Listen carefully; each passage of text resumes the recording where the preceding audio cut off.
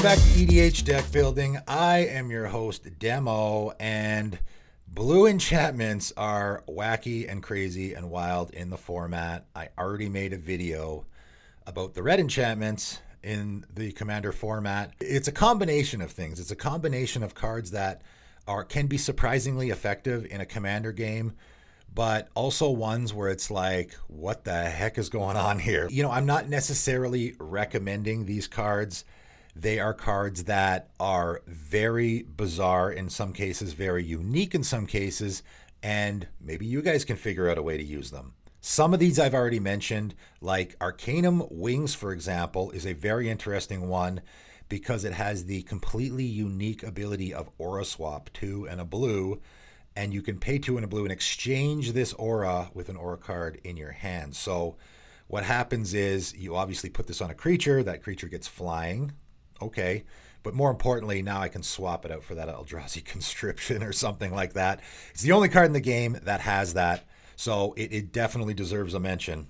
Zurs Weirding is another one that I mentioned on my 10 cards videos that is just very bizarre. I think it has a very suiting name. 3 and a blue enchantment. Players play with their hands revealed, so all players will play with their hands revealed, including yourself. And if a player would draw a card, they reveal it instead. So everyone's going to reveal all the cards they draw. Then any other player can pay 2 life.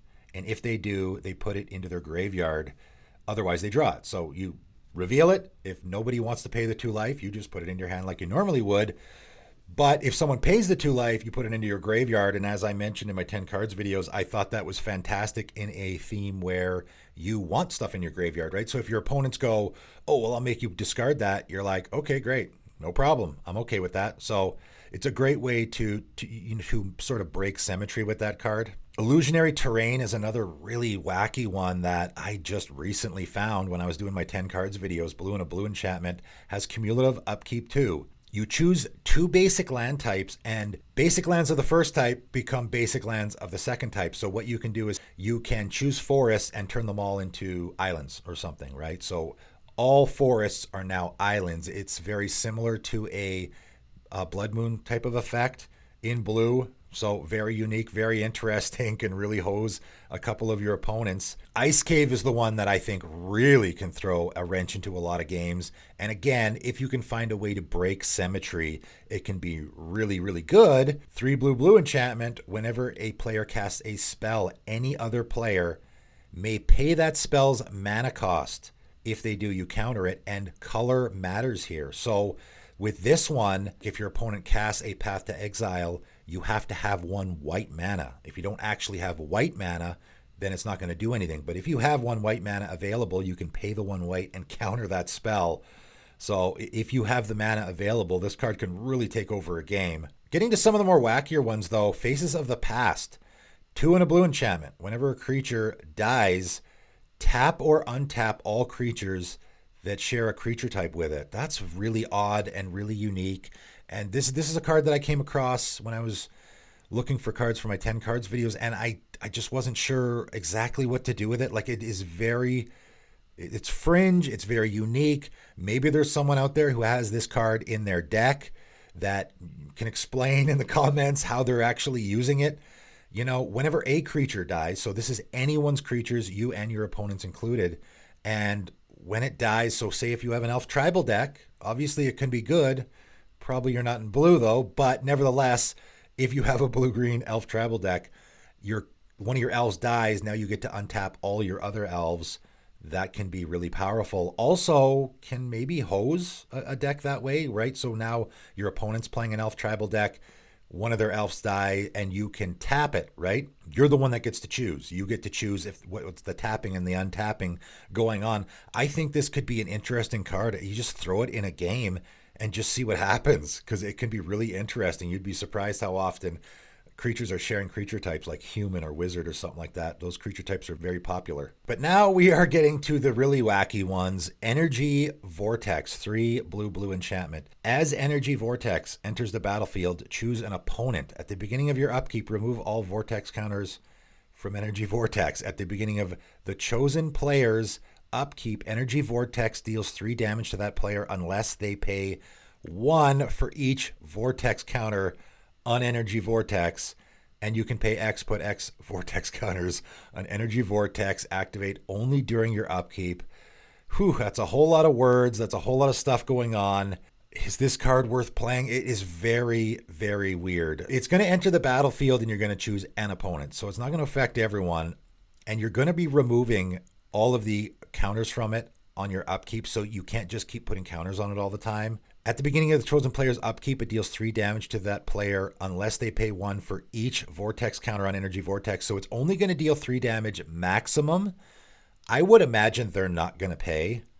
Is it worth this to put it in your deck just to deal 3 damage to an opponent on their upkeep? I don't think so. I don't know. It's definitely a very weird card, though, that I thought I would give a mention. Speaking of very weird and very bad cards, Deep Water. This is, I've heard this in the conversation of worst cards ever made. It's blue and a blue enchantment, and you can pay blue until end of turn. If you tap a land you control for mana, it produces blue instead of any other type. So this just mana fixes you in blue. Whew, like, this is one of those cards where you're like, how can you make this good, right? I thought it would be interesting even to maybe do a video or something where I'm taking some of the worst cards ever made and trying to figure out how to actually make them good. This is a tough one, right? I mean, it makes all your lands produce blue mana. That's not great. Is this wacky or crazy? It's pretty wacky. It's also really, really bad. So I don't know if anyone's actually going to use this one. Next up, Coral Reef. Blue and a blue enchantment. Coral Reef enters the battlefield with 4 polyp counters on it. Sacrifice an island. Put 2 polyp counters on Coral Reef. And you can pay blue, tap an untapped blue creature you control, and remove a polyp counter from Coral Reef to put a +0/+1 counter on target creature. Again, very weird card. So in order to activate this, you have to pay blue and tap an untapped blue creature you control. That's not that difficult. Not difficult at all. It enters the battlefield with 4 polyp counters on it, so you don't actually have to sacrifice any islands at all. You can just use the 4 counters that are on it already, and you end up getting 4+0/+1 counters. It's not super fantastic. Can this work in an Arcades deck where you want your creatures to have a bigger toughness? Maybe it works in a deck where you want to be sacrificing your lands. Again, just very fringe. Does it work in certain decks? Maybe. Again, comment below if you possibly have this in one of your decks and let me know how you're actually using it. Next up, Mist of Stagnation, 3 blue enchantment. Permanents don't untap during their controller's untap step, and at the beginning of each player's upkeep, that player chooses a permanent for each card in their graveyard, then untaps those permanents. So again, this is one that I just talked about in my 10 cards video that, on its face, it's not great because obviously your opponents probably, by the time you even get this in play, they're probably going to have enough stuff in their graveyard so that they can be untapping everything. Maybe not. If they're ramping really hard, they might not be able to untap everything. So this can slow people down quite a bit. But also, you can build around this card where you exile your opponent's graveyards and they just won't be able to untap anything at all. Again, I'm going to revisit this idea in my next 10 deck ideas video because I think it's a pretty good one. Planewalkers Mischief, 2 and a blue enchantment. Pay 3 and a blue. Target opponent reveals a card at random from their hand. If it's an instant or sorcery card, exile it. You may cast it without paying its mana cost for as long as it remains exiled. That's pretty good. At the beginning of your next end step, if you haven't cast it, return it to its owner's hand. Activate only as a sorcery. So this card would actually be really, really good if it wasn't only instants and sorceries, right? If you could just exile a card from your opponent's hand at random and just play it no matter what, like it becomes like a Praetor's Grasp or something, that would be pretty good. It is only instants and sorceries, so if your opponent exiles a land, then this accomplishes nothing. If you can look at your opponent's hand, it might be good, how do you use this? Again, are there anyone out there that's actually using this card? How does it work out for you? It could be good if you're playing in a play group where you have a lot of spell slingers, right? And you can use the card. It'd be great to, your opponent's got like a counterspell heavy deck. you exile a counterspell from their hand, and then they cast something and you counter it with their own counterspell. I think that would be pretty funny. I mean, you're playing it without paying its mana cost. That's pretty good. That's pretty decent, I think. Next up, Psychic Allergy. And this is another one that I have now added to a couple of decks because, again, very fringe, but I think it fits a lot of different scenarios if you happen to be in that fringe scenario. 3 blue enchantment. As it enters the battlefield, choose a color. At the beginning of each opponent's upkeep, Psychic Allergy deals X damage to that player, where X is the number of non-token permanents of the chosen color they control. At the beginning of your upkeep, destroy Psychic Allergy unless you sacrifice 2 islands. So again, when I've brought up this card in the past, it works, I guess in a certain play group, it can be good if you have a lot of, your play group likes to play green or something. They're going to be taking a decent amount of damage here. It is really good with a Painter's Servant because you turn everything into whatever that color is. Doesn't matter. It includes lands, right? All lands are now going to be that color as well. So your opponents are going to be taking 15 damage or something on their upkeeps. And even before you have to pay the upkeep cost, right? Sacrificing 2 your islands is a bit much, but if you can play this, you're immediately going to do your opponents all that damage, and then you don't even have to sacrifice the islands unless you want it to go around again, in which case you could actually close out the game by just sacrificing 2 islands. It's fringe, but it can be a really powerful effect and has some of the weirdest art I've ever seen. Very bizarre. Psychic Battle, and buckle up for this one, everybody. We got some really bizarre ones here at the end. Are these usable in a commander game? I don't know. Let's find out. 3 blue enchantment. When a player chooses 1 or more targets, each player reveals the top card of their library. Okay, let's take that in. Whenever any player chooses 1 or more targets for anything, each player is going to reveal the top card of their library. The player who reveals the card with the highest mana value may change the target or targets. If 2 or more cards are tied for the highest, the target of targets remain unchanged. Changing targets this way doesn't trigger abilities of permanence named Psychic Battle. Whew, okay, so that last part just means that if you change the target, it's not going to trigger this again. It's only going to trigger once for each such scenario. Man, that's a mouthful. That's very odd. It can be really good though if you can manipulate the top of your library. If you have a Sensei's Divining Top out, you can keep a really expensive thing on top of your library, right? With a Sensei's Divining Top, you can keep rearranging. So a player chooses a target for a spell, everyone reveals the top card of your library, you have a Draco on top of your library, which is going to be the most expensive thing, you're going to win, right? The player who reveals the card with the highest mana value may change the target. So if you can keep rearranging the top of your library with a top and keep that Draco on top of your library, that means you'll always, for everything that targets anything, you're going to always get to choose the targets. That's pretty good. I mean, it's a little bit of a setup, but being able to choose the targets for all spells and abilities for the rest of the game is pretty fantastic, right? So it might actually be worth jumping through some of those hoops to do. And if you're in a deck where you're manipulating the top of your library lots, might be worth chucking this in there and see if it maybe works for you. It's very bizarre card for sure. But moving on to Tidal Influence, and blue surprisingly has a lot of these, sort of manipulation effects with enchantments that have counters on them. I've already covered a few.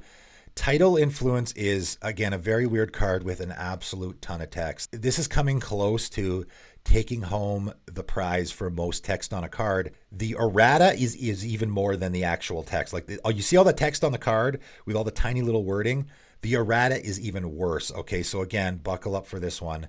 Cast this spell only if no permanents named Tidal Influence are on the battlefield. Tidal Influence enters the battlefield with a tide counter on it. So 1. At the beginning of your upkeep, put a tide counter on Tidal Influence. So right away, it's going to have 1 on your upkeep. It's going to have 2. As long as there is exactly 1 tide counter on Tidal Influence, all blue creatures get -2/-0. So when this comes into play, it's going to give all blue creatures -2/-0, which is probably really bad for you because you're probably got a lot of blue creatures. As long as there is exactly 3 tide counters on Tidal Influence, all blue creatures get +2/+0.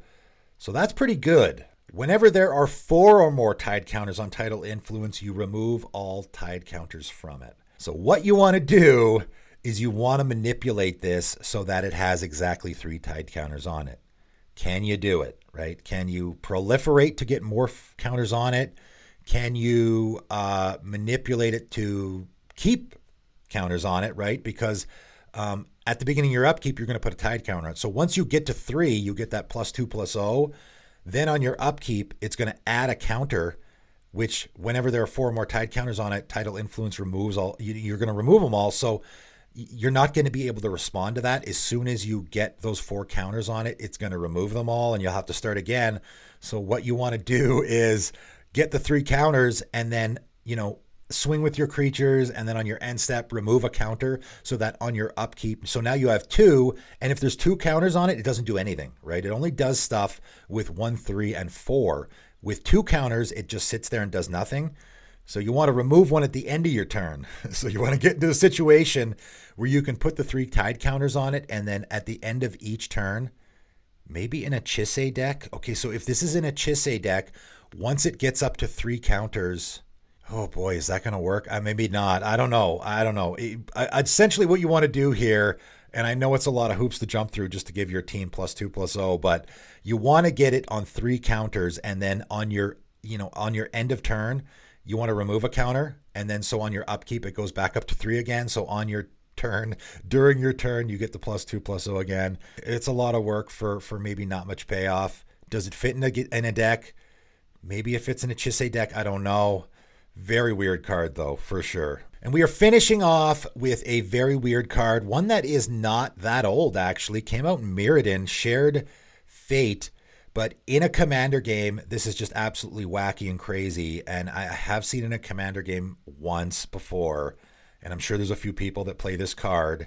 Is there a way that you can make it beneficial to you? I think there might be. So it's a 4 and a blue enchantment. If a player would draw a card, okay, so this is a replacement effect. That's important. That player exiles the top card of one of their opponent's libraries face down instead. So any draw effect, right?